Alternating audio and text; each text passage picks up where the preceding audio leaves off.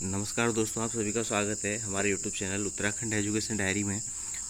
तो आज की जो क्लास है उत्तराखंड डीएलएड एंट्रेंस एग्ज़ाम 2024 को लेकर क्लास को यहाँ पर लाया गया है। तो देखिए, आप सभी जानते हैं कि उत्तराखंड में टीचिंग एग्ज़ाम्स के अंतर्गत जो डीएलएड का एग्ज़ाम होता है प्राथमिक शिक्षक बनने हेतु, ये काफ़ी महत्वपूर्ण एग्ज़ाम होता है।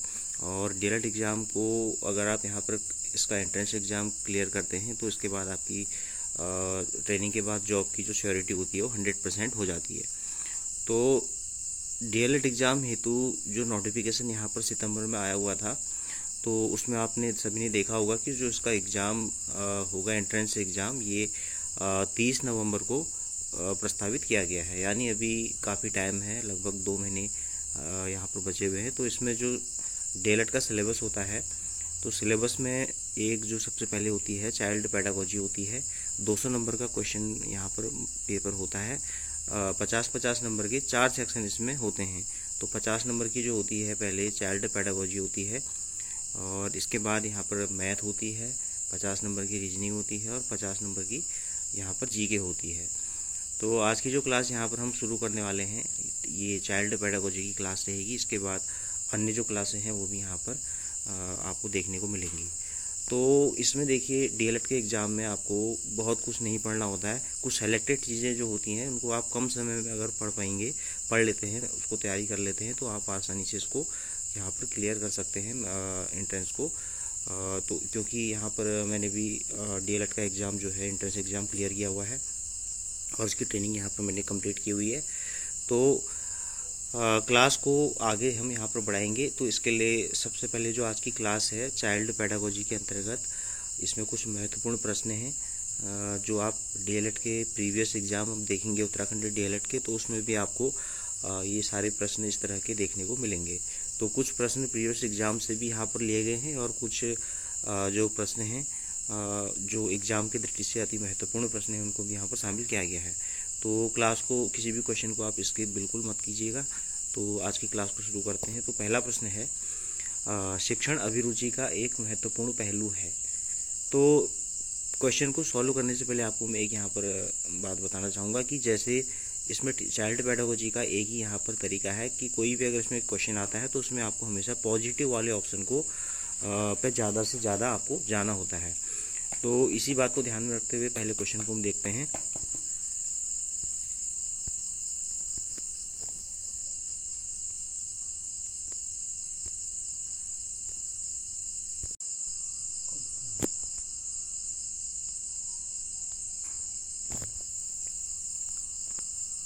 तो इसमें ऑप्शन इस तरह के हैं। देखिए, छात्रों की क्रियाशीलता पर अंकुश लगाने की क्षमता, शिक्षण को रोजगार उन्मुख बनाने की क्षमता, शिक्षण को विद्यार्थी उन्मुख बनाने की क्षमता, या उपरोक्त सभी।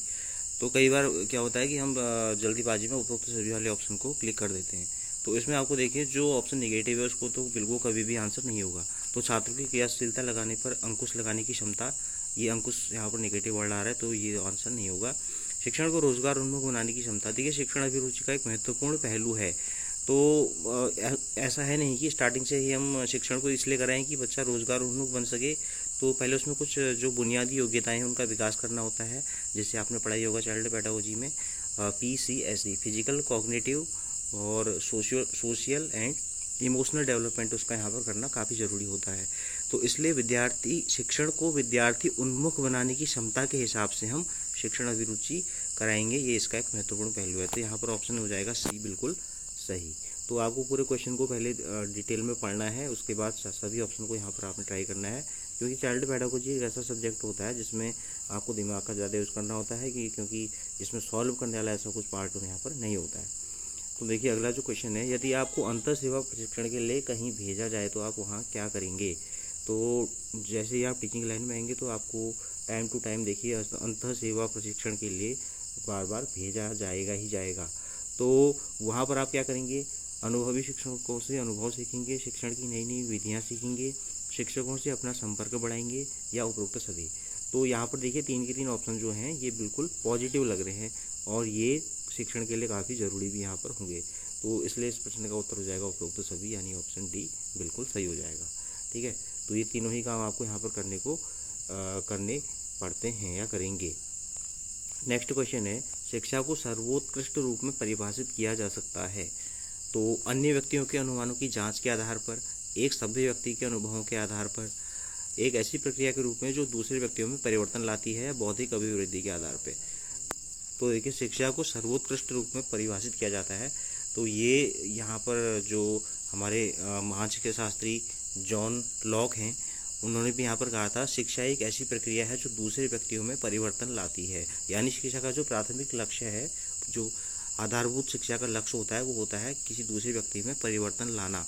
तो तभी आपकी शिक्षा सफल होती है जब आप किसी दूसरे व्यक्ति में परिवर्तन लाते हैं। तो इसलिए ऑप्शन सी यहाँ पर बिल्कुल सही हो जाएगा। एक ऐसी प्रक्रिया के रूप में हम शिक्षा को परिभाषित करेंगे जो किसी दूसरे व्यक्ति में एक परिवर्तन लाती है। तो ऑप्शन सी इसका बिल्कुल सही हो जाएगा। अगला प्रश्न है, आपके विचार में शिक्षण क्या है? तो शिक्षण एक क्रिया मात्र है, एक तपस्या है, एक कौशल है या एक कला है? तो यहाँ पर देखिए, सबसे जो एग्जैक्ट ऑप्शन यहाँ पर सबसे सही है वह है शिक्षा एक कौशल है। ठीक है, तो शिक्षा एक कौशल है, तो जिसके द्वारा आप क्या कर सकते हैं, विविध प्रकार की अपनी योग्यताओं को बाहर ला सकते हैं और इसका अपने जीवन को और अच्छे से आप अपने जीवन को, अपने लक्ष्यों को प्राप्त करने के लिए और अच्छे से उपयोग कर सकते हैं। तो ये शिक्षा क्या है, एक कौशल के रूप में परिभाषित किया जाएगा। अगला प्रश्न है, तो ऑप्शन यहाँ पर क्या हो जाएगा, सी हो जाएगा। अगला जो प्रश्न है, जीवन में सफलता अर्जित करने के लिए क्या आवश्यक है?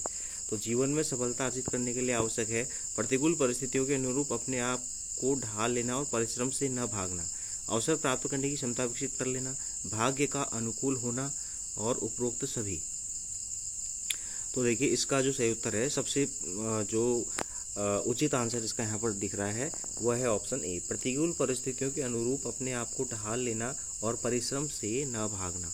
ठीक है, तो कैसी भी परिस्थिति आई तो उसके हिसाब से अपने को ढाल लेना है और अपनी तैयारी को आगे जारी रखते रहना है और उसके बाद क्या है, परिश्रम से बिल्कुल भी नहीं भागना है। तो ये जीवन में सफलता अर्जित करने का मंत्र है। चाहे आप टीचिंग एग्जाम की तैयारी करते हैं या किसी भी अन्य एग्जाम की तैयारी करते हैं, तो ये वहाँ पर एप्लीकेबल होता ही होता है।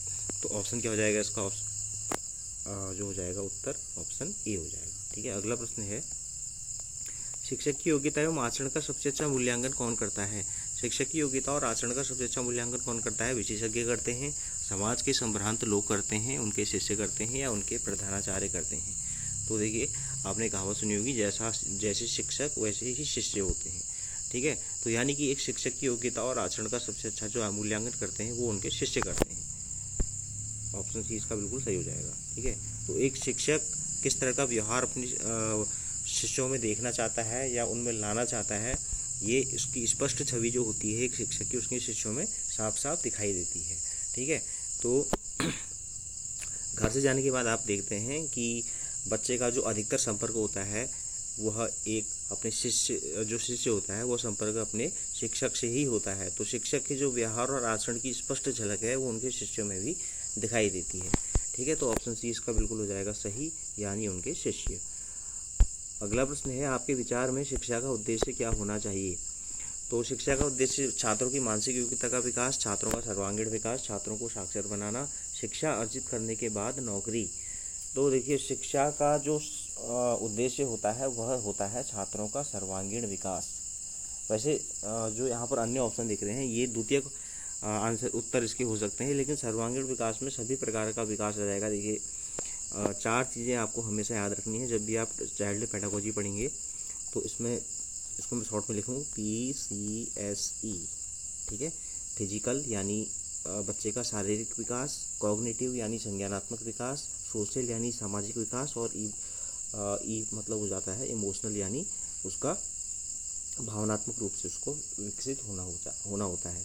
तो ये 4 तरह के, यानी जब इस तरह से आप डेवलपमेंट बच्चे का करते हैं तो ये कहलाता है सर्वांगीण विकास। तो छात्रों का सर्वांगीण विकास यहाँ पर होना चाहिए। तो इस हिसाब से ऑप्शन सी इसका बिल्कुल, ऑप्शन बी इसका बिल्कुल सही उत्तर हो जाएगा। अगला प्रश्न है, शिक्षक शिक्षिकाओं की प्रतिष्ठा एवं मान में आई कमी या गिरावट का मुख्य कारण क्या है? तो कई बार कुछ ऐसी घटनाएं देखने को मिलती हैं। तो यहाँ पर देखिए, उनके आचरण की गिरावट है, उनके ट्यूशन की लालची प्रवृत्ति है, शिक्षण के प्रति उनकी लापरवाही है या उपरोक्त सभी है। अब इसमें देखिए, उपरोक्त सभी आपको बिल्कुल भी नहीं करना है। तो टीचिंग में जो शिक्षक शिक्षिकाओं की प्रतिष्ठा में आई कमी का जो कारण है वह है उनकी शिक्षण के प्रति लापरवाही। ठीक है, तो वो कहते हैं कि 10 में से अगर एक भी खराब हो तो जो दोष दिया जाता है वो सभी को दिया जाता है। तो इसलिए क्या होता है कि शिक्षण के प्रति कई बार लापरवाही हो जाती है, तो ये चीज़ नहीं होनी चाहिए। तो इसका जो आंसर हो जाएगा ऑप्शन सी हो जाएगा, यानी कि उनकी लापरवाही। अगला प्रश्न है, निम्न में से कौन सा शैक्षिक अधिगम से संबंधित है? शैक्षिक अधिगम का देखिए, अधिगम वर्ड आपको बार बार जब आप चाइल्ड पेडागोजी पढ़ेंगे तो सुनने को मिलेगा। अधिगम का मतलब होता है सीखना, किसी भी चीज़ को सीखना अधिगम कहलाता है। तो इसमें जो उत्तर हो जाएगा, देखिए पहले ऑप्शन को एक बार हम देख लेते हैं, वंशानुक्रम, अनुभव, अभ्यास या स्वाध्याय।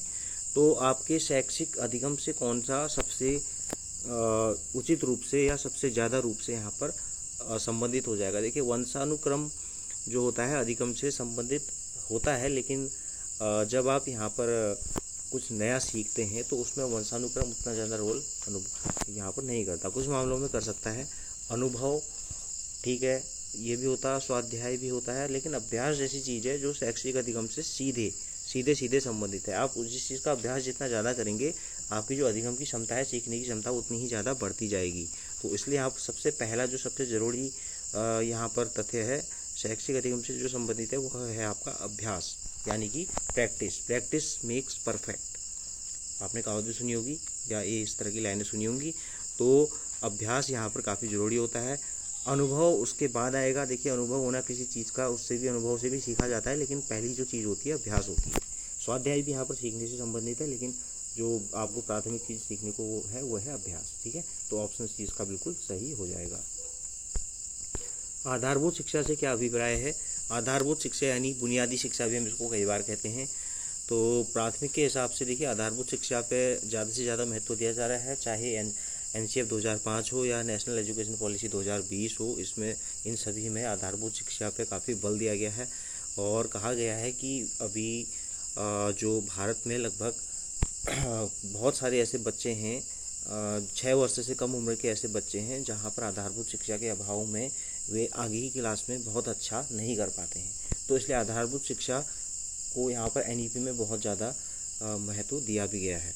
तो देखिए आधारभूत शिक्षा से क्या अभिप्राय है? न्यूनतम अधिगम, घटिया अधिगम, शिक्षण पद्धति या किसी भी अधिगम का आधार। तो सीधी सी बात है, आधारभूत यानी आधार। तो इसका आंसर हो जाएगा किसी भी अधिगम का आधार। यानी आप कोई भी चीज़ बच्चे को सिखाते हैं तो आप सिखाते हैं सबसे पहले आधार। जैसे आप किसी बच्चे को हम सिखाते हैं तो हम सबसे पहले ये तो नहीं है कि उसको वाक्य या शब्द बनाना सिखाएं, ठीक है, सिखाने की बात हो रही है, तो हम उसको स्वरों से स्टार्ट करते हैं और उसके बाद फिर हम उसको बुनियादी ABCD इस तरह से सिखाते हैं बच्चे, और आगे आगे उसको बढ़ाते जाते हैं। तो ये आधारभूत अधिगम हो गया है। किसी भी विषय का बेसिक ज्ञान तो होना ही चाहिए। शिक्षण की निम्नलिखित तकनीकों में से किसमें मूल प्रवर्तिक अभिप्रेरण का गुण पाया जाता है? तो यानी इस प्रश्न का जो तात्पर्य है कि शिक्षण की कौन सी ऐसी तकनीक है जिसमें बच्चा खुद से मूल प्रवृत्ति के अनुसार सीखेगा, ठीक है, अभिप्रेरण लेगा।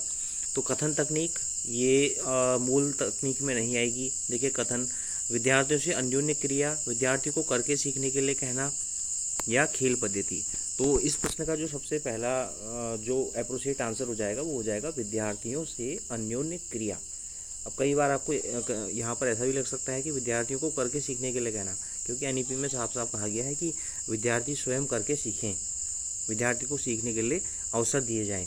लेकिन देखिए विद्यार्थी तब तक नहीं सीखेंगे जब तक उनके साथ एक मार्गदर्शक के रूप में हम अपने को संबंध स्थापित ना करें। तो विद्यार्थियों से अन्योन्य क्रिया यहाँ पर काफ़ी ज़रूरी है। विद्यार्थी स्वयं करके भी सीखेंगे, लेकिन उनको एक यहाँ पर गाइडेंस देना काफ़ी ज़रूरी है, ठीक है, ताकि उनकी गलतियों को सुधारा जा सके और उनको उनका जो यहाँ पर आगे निरंतर विकास हो सके। तो ऑप्शन बी क्या हो जाएगा? यहाँ पर सही हो जाएगा, विद्यार्थियों से अन्योन्य क्रिया। निम्नलिखित में से कौन सी तकनीक विद्यार्थियों की उपलब्धियों की सूक्ष्मता से परख कर सकती है?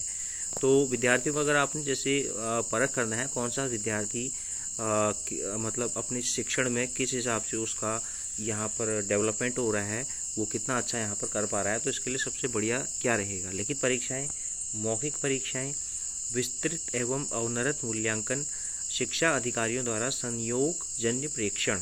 देखिए लिखित परीक्षाएं एकमात्र जरिया है कि बच्चे ने लिखने के माध्यम से कितना सीखा है।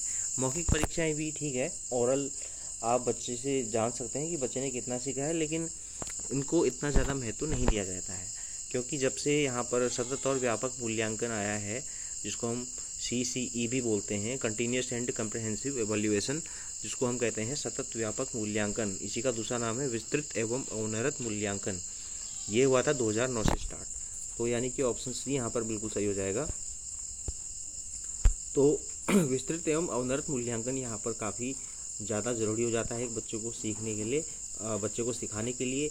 और इसमें बच्चे के फिजिकल, कॉग्निटिव और सोशल एंड इमोशनल सभी प्रकार के डेवलपमेंट को ध्यान में रखकर बच्चे को यहाँ पर मूल्यांकन या उसका एवोल्यूशन किया जाता है। तो इस प्रकार ऑप्शन सी इसका बिल्कुल सही उत्तर हो जाएगा, विस्तृत एवं अनवरत मूल्यांकन। अनवरत का मतलब होता है लगातार उसका मूल्यांकन करना, ये वर्ष भर चलता है, इस चीज़ को आपने ध्यान देना है। तो CC काफ़ी महत्वपूर्ण है। सुनना एक कला है, इसलिए मैं प्राथमिकता दूंगा कि विद्यार्थी चक्र की समाप्ति पर ही प्रश्न पूछें, नया प्रकरण आरंभ करने से पूर्व ही प्रश्न पूछें, उसी समय प्रश्न पूछें जब उन्हें कोई संदेह हो, अपनी कठिनाइयों के संदर्भ में अपने कक्षा सहपाठियों के साथ विचार विमर्श करें। तो यदि आप क्लास में टीचिंग करवा रहे हैं और विद्यार्थी यहाँ पर कोई प्रश्न पूछना चाहता है, तो वो किस तरह से प्रश्न पूछे, चक्र की समाप्ति पर ही प्रश्न पूछे। तो देखिए, अगर सपोज आपने क्लास अगर आधे घंटे की या उससे ज़्यादा की क्लास ली है, तो और विद्यार्थी को स्टार्टिंग में अगर कोई दिक्कत या परेशानी आ रही है किसी चीज़ को समझने को लेकर, तो ऐसे में बहुत लंबा टाइम हो जाएगा। तो चक्र की समाप्ति यहाँ पर अप्रोप्रिएट ऑप्शन नहीं लग रहा है। नया प्रकरण आरंभ करने से पूर्व ही प्रश्न पूछें, उसी समय प्रश्न पूछें जब उसे कोई संदेह है। इससे यहाँ पर अव्यवस्था का सामना आपको करना पड़ सकता है कक्षा में, क्योंकि बार बार आपको बीच में रुकना पड़ेगा। तो ऑप्शन सी यहाँ पर अप्रोप्रिएट नहीं लग रहा है, ऑप्शन ए भी नहीं लग रहा है। और अपनी विचार कठिनाइयों के संदर्भ में अपने साथियों से विचार विमर्श करें, तो इससे क्लास में क्या हो जाएगा, बात का माहौल हो जाएगा, लोग आपस में अव्यवस्था फैलेगी, अराजकता फैलेगी। तो यहाँ पर सबसे अप्रोप्रिएट ऑप्शन जो लग रहा है, ऑप्शन बी लग रहा है, नया प्रकरण आरंभ करने से पूर्व ही प्रश्न पूछना चाहिए। जब आप एक टॉपिक को कंप्लीट कर लेते हैं, तो आप बच्चों से कहें कि आपको पिछले टॉपिक में, इस टॉपिक में क्या दिक्कतें या क्या समस्याएं आई या क्या आपको समझ में नहीं आया, तो उस पर आप बच्चों के जो डाउट है उसको क्लियर कीजिए, उसके बाद नए टॉपिक को स्टार्ट कीजिए। तो ये सबसे सही रहेगा, अप्रोप्रिएट ऑप्शन रहेगा। तो ऑप्शन बी इसका बिल्कुल सही हो जाएगा। तो अगला जो प्रश्न है, बालकों में आपराधिक प्रवृत्ति का जन्म उनके कुसमायोजन का परिणाम है, इसके अतिरिक्त अन्य कारण क्या है। तो कई बालक आपने देखे होंगे जिनमें आपराधिक प्रवृत्ति आ जाती है बचपन से ही। तो इसका देखिए, इस आपराधिक प्रवृत्ति का जो मूल कारण होता है, सबसे जो इसका प्राथमिक कारण होता है, वह होता है इसका परिवार और समाज होता है। ठीक है, तो जिस तरह के समाज में बच्चे रहते हैं, उस समाज का प्रभाव उन पर पड़ता है। अगर अपने चारों ओर हिंसा और आपराधिकता का माहौल देखते हैं, तो बच्चों के मन में भी उसी तरह की मानसिकता व्याप्त हो जाती है। तो इसलिए आपराधिक प्रवृत्ति का जो उनका कारण होता है, वह होता है मौलिक आवश्यकताओं की पूर्ति न हो पाना। ठीक है, कई बच्चे क्या होते हैं, मौलिक आवश्यकताओं की पूर्ति न होने के कारण भी वो आपराधिक प्रवृत्ति के हो जाते हैं।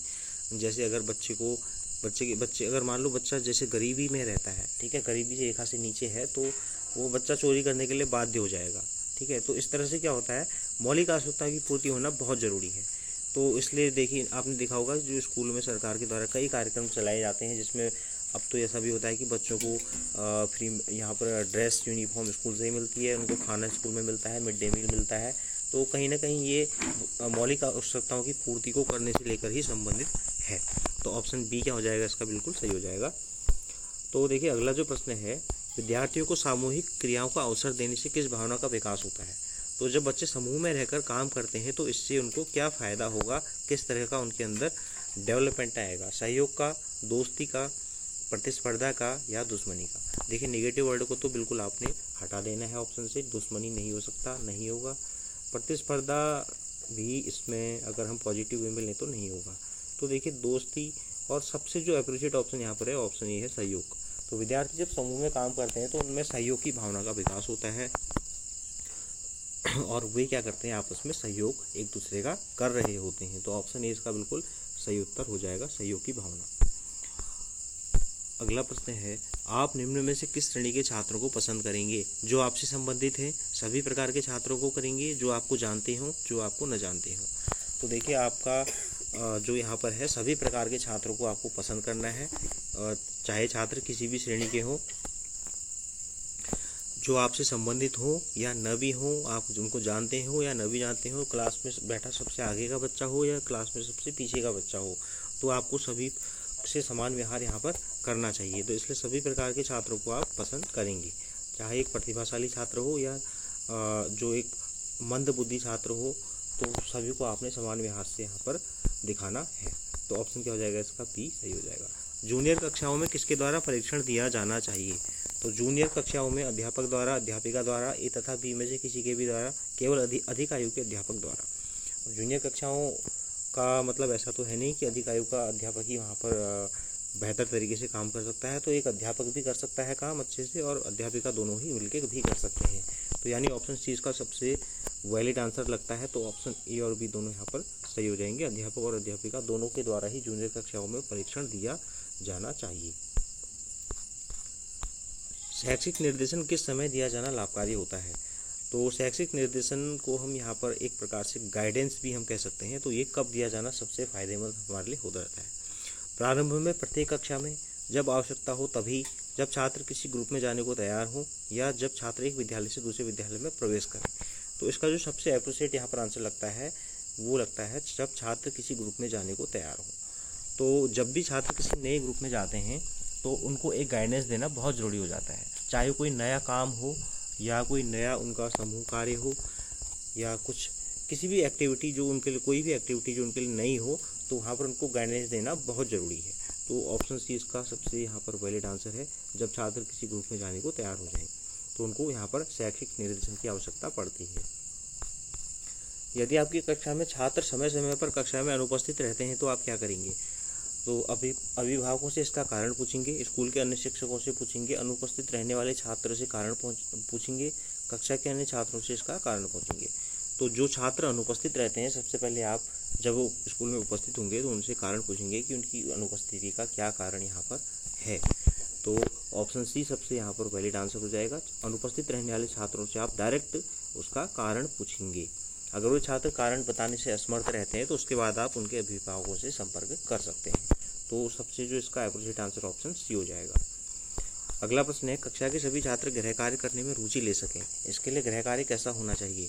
छात्रों की योग्यता के अनुसार होना चाहिए, पुस्तक के बाहर से होना चाहिए, एक ही स्तर का होना चाहिए, केवल पुस्तक के भीतर का होना चाहिए। तो कई बार जो विद्यार्थी होते हैं गृह कार्य करने से डरते हैं क्योंकि वो उनकी योग्यता के अनुसार नहीं होता। देखिए, स्कूल में जो माहौल होता है, घर में माहौल अलग होता है। स्कूल में हम उनको गाइड कर सकते हैं, बाकी बच्चे भी साथ में होते हैं, तो वहाँ पर वे आसानी से किसी भी कार्य को कर लेते हैं। लेकिन घर में अगर उनको पेरेंट्स का गाइडेंस न मिले तो यहाँ पर उनके लिए गृह कार्य को करना काफ़ी मुश्किल हो जाता है। तो इसलिए हमारे लिए यह बहुत ज़्यादा ज़रूरी है कि छात्रों को हम ऐसा गृह कार्य दें जो उनकी योग्यता के अनुसार हो, जिसको घर में आसानी से कर पाएँ। तो इसलिए ऑप्शन ए क्या हो जाएगा? इसका बिल्कुल सही हो जाएगा। छात्रों की योग्यता के अनुसार गृह कार्य दिया जाना चाहिए। अगला प्रश्न है, ग्रीष्म अवकाश में शिक्षक द्वारा किए गए गृह कार्य का क्या प्रयोजन है? छुट्टियों में, गर्मियों की छुट्टियों में बच्चों को यहाँ पर गृह कार्य क्यों दिया जाता है? ताकि छुट्टियों में पढ़ने की आदत बनी रहे, शिक्षक का कार्यभार कुछ हल्का हो जाए, छात्र अनावश्यक धूप में न घूमें, बच्चे माँ बाप को परेशान न करें। तो गर्मियों में गृह कार्य देने का जो सबसे वैलिड रीजन यहाँ पर लगता है वह है ताकि बच्चे छुट्टियों में पढ़ने की आदत बनी रहे। जब बच्चे छुट्टियों में, क्योंकि गर्मी की छुट्टियाँ काफ़ी लंबे समय पड़ती हैं, तो बच्चों में जो पढ़ने या लिखने की आदत है वो बनी रहे, इसलिए छुट्टियों में उनको गृह कार्य दिया जाता है। तो ऑप्शन ये हो जाएगा सही। अगला प्रश्न है, छात्र को दिए गए गृह कार्य को जांचने हेतु प्रयास नहीं करना चाहिए, जब भी समय मिले तब जांच लेना चाहिए, एक छात्र का कार्य दूसरे से जचवा लेना चाहिए, कार्य देने के तुरंत बाद जांचना चाहिए। तो देखिए, छात्रों के दिए गए गृह कार्य को समय के अनुसार जांचना चाहिए। ठीक है, ऑप्शन बी इसका बिल्कुल सही हो जाएगा। देखिए, पहला ऑप्शन तो नहीं आ गया, तो नेगेटिव हमने ऑप्शन लेना ही नहीं है। और एक दूसरे छात्र से जांचवा लेना चाहिए, ये भी सही नहीं लगता। कार्य देने के तुरंत बाद उसकी जांच करनी चाहिए, ये भी सही नहीं लगता, क्योंकि कई छात्र क्या होते हैं, थोड़ा जल्दी कर लेते हैं, कुछ थोड़ा टाइम लगाते हैं, तो उनको समय के हिसाब से हमको जांच लेना चाहिए। तो ऑप्शन बी बिल्कुल सही हो जाएगा। अगला प्रश्न है, निम्न में से कौन सा कथन सही है? शिक्षक को मंद गति से सीखने वाले छात्रों को झिड़कना नहीं चाहिए, शिक्षक को मेधावी छात्रों का समुचित पथ प्रदर्शन करना चाहिए, शिक्षक को पढ़ाते समय छात्रों की भिन्नताओं को ध्यान में रखना चाहिए, उपरोक्त सभी। तो ये सभी ऑप्शन बिल्कुल यहाँ पर सही हैं। देखिए जो शिक्षक है, जो मंद गति से, कम गति से सीखने वाले छात्र हैं, उनको झिड़कना या डांटना नहीं चाहिए। शिक्षक को मेधावी या प्रतिभाशाली छात्रों को एक गाइड करना चाहिए ताकि और अच्छे से आगे वो अपने को डेवलप कर सकें। ये भी बिल्कुल सही है। शिक्षक को पढ़ाते समय छात्रों की भिन्नताओं को ध्यान में रखना चाहिए। जो छात्र जिस तरह का है, कौन सा छात्र किस तरह से सीखने की प्रक्रिया से गुजरता है, तो इस चीज़ को यहाँ पर ध्यान रखना चाहिए। यानी उपरोक्त सभी ऑप्शन सही हो जाएंगे, 3 के 3 ऑप्शन डी। आप स्कूल से बाहर अपने किसी छात्र से किस प्रकार का व्यवहार करेंगे? अगर आपको कोई छात्र स्कूल से बाहर मिलता है तो आप कैसा व्यवहार उसके प्रति दिखाएंगे? उससे बात करना पसंद नहीं करेंगे, एक अजनबी की तरह, एक मित्र की तरह, बहुत गंभीर होकर। कई बार क्या होता है, जैसे टीचर, हमारे टाइम पे भी होता था, जो टीचर होते थे जब हम उनको देखते थे तो हम क्या करते थे, उनसे डर के छुप जाते थे। तो इस तरह का व्यवहार साफ साफ दर्शाता है कि बच्चे किस तरह से स्कूल में यहाँ पर उनके साथ व्यवहार किया जाता है। तो इस बात को देखिए, आप बिल्कुल ध्यान में रखिए। जब आप किसी छात्र से बाहर मिलते हैं तो मित्र की तरह व्यवहार होना चाहिए। तो ऑप्शन सी बिल्कुल एप्रोप्रिएट होता है इसका, ऑप्शन सी, मित्र की तरह आप उससे व्यवहार करेंगे। आपके विचार में प्राथमिक शिक्षा निःशुल्क करने से क्या होगा? प्राथमिक शिक्षा निःशुल्क करने से, जैसा कि अभी निःशुल्क है, स्कूलों में शिक्षा का स्तर गिरेगा, शिक्षक इसे गंभीरता से नहीं लेंगे, साक्षरता बढ़ेगी या उपरोक्त सभी। देखिए, प्राथमिक शिक्षा निःशुल्क करने से साक्षरता बढ़ेगी, ठीक है। इसलिए यहाँ पर क्या होता है, प्राथमिक शिक्षा जो होती है वो निःशुल्क होती है, क्योंकि भारत में बहुत ऐसी आबादी है जो एक गरीब तबके की आबादी है, जहाँ जो अभिभावक पेरेंट्स होते हैं अपने बच्चों को स्कूल में पढ़ाने लिखाने का खर्चा वह नहीं कर सकते, ठीक है। तो इसलिए अगर सरकार यहाँ पर शिक्षा को निःशुल्क करती है तो ज़्यादा से ज़्यादा लोग क्या होंगे, बच्चों को स्कूल भेजेंगे और बच्चे क्या करेंगे, यहाँ पर साक्षर बनेंगे। तो इससे क्या होगी, साक्षरता बढ़ेगी, ऑप्शन सी हो जाएगा बिल्कुल सही। क्या आपके विचार में शिक्षक का व्यक्तित्व आकर्षक होना चाहिए? तो हाँ, ताकि वह समाज में सबसे अलग दिखाई दे। हाँ, ताकि लोग उससे बात करने से हिचकिचाएं। हाँ, ताकि वह छात्रों को अपने व्यक्तित्व से भी प्रभावित कर सके। नहीं, इसकी कोई आवश्यकता नहीं है। तो इसमें जो आपको सबसे एप्रोप्रिएट, सबसे वैलिड आंसर लग रहा है वो है ऑप्शन सी। हाँ, ताकि वह छात्रों को अपने व्यक्तित्व से भी प्रभावित कर सके। तो कहा भी जाता है कि जैसा शिक्षक का व्यवहार होता है वैसा ही उसके छात्रों का भी व्यवहार होता है। एक शिक्षक के व्यवहार की स्पष्ट छवि उसके छात्रों में देखने को मिलती है। तो इसलिए यहाँ पर अगर शिक्षक का व्यक्तित्व यहाँ पर प्रभावशाली होगा तो उसके छात्र भी इससे जरूर प्रभावित होंगे।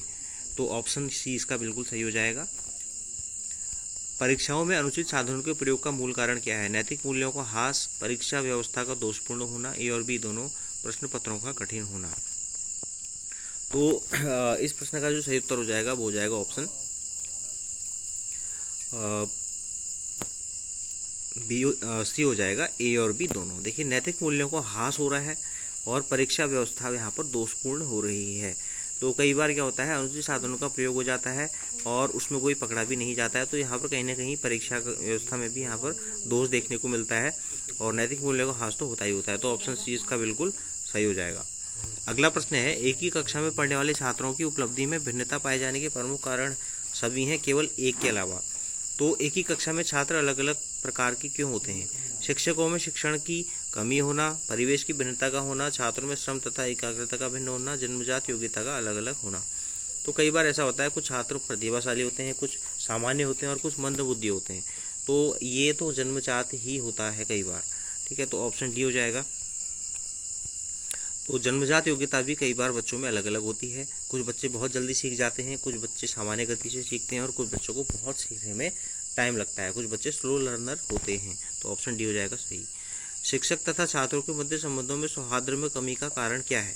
छात्रों पर पाठ्यक्रम का भारी बोझ होना, शिक्षकों की लगाव में कमी, शिक्षकों की उदासीन व्यावसायिकता, बी और सी दोनों। तो इस प्रश्न का सही उत्तर हो जाएगा ऑप्शन डी, यानी बी और सी दोनों। पहली बात तो यह है कि कई बार शिक्षक क्या होते हैं, बच्चों से लगाव नहीं दर्शाते। जब तक शिक्षक एक बच्चे के प्रति अपनत्व की भावना नहीं लाते तब तक बच्चा उनसे बिल्कुल भी नहीं जुड़ेगा। तो शिक्षण में सबसे मूलभूत सिद्धांतों में सबसे प्रमुख है कि सबसे पहले शिक्षक बच्चों को स्वयं से जोड़े, बच्चे उससे हिचकिचाएं ना, बच्चे शिक्षक को एक शिक्षक समझकर उससे पूछें, उससे अपनी समस्याओं को के बारे में यहाँ पर डिस्कस करें। तो बहुत ज़रूरी है कि शिक्षक एक लगाव में, यहाँ पर एक लगाव बच्चे के प्रति शिक्षक के अंदर होना चाहिए। तो ऑप्शन बी।